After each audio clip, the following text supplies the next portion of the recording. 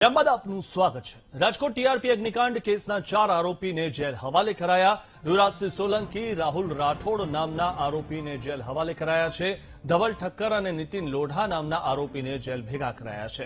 ચારે આરોપીઓના રિમાન્ડ પૂર્ણ થતા હતા, ત્યારે કોર્ટે વધુ રિમાન્ડ મંજૂર ન કરતા આરોપીઓને જેલ ભેગા કરાયા છે।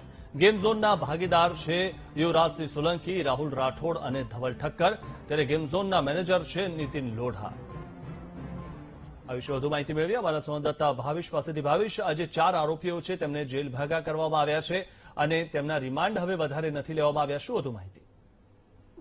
ખાસ કરીને મિથુન, જે પ્રમાણે રાજકોટના ટીઆરપી ગેમ ઝોનમાં અગ્નિકાંડ થયો હતો અને 27 લોકોના જીવ ગયા હતા, ત્યારે આ મામલે ક્રાઇમ બ્રાન્ચ દ્વારા તપાસ છે તે શરૂ કરવામાં આવી છે। જ્યારે અગાઉ જે 4 આરોપીઓ ઝડપાયા હતા, જે આ ગેમ ઝોનના સંચાલક, મેનેજર અને ભાગીદારો હતા, તેમને હવે રિમાન્ડ પૂર્ણ થતા આજે કોર્ટમાં રજૂ કરવામાં આવ્યા હતા। કોર્ટમાં આજે વધુ રિમાન્ડ તેમના માંગણી કરવામાં નથી આવી, પરંતુ જે પ્રમાણે હવે તેમને જેલ હવાલે કરવામાં આવ્યા છે। રિમાન્ડ દરમિયાન પણ અનેક ખુલાસા છે તે થયા છે।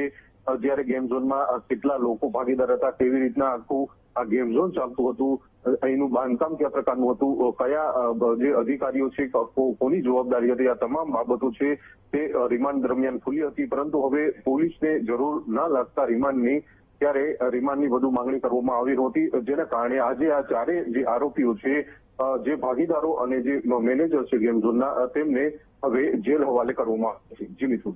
જી, આભાર ભાવિશ માહિતી આપવા બદલ। મોરબી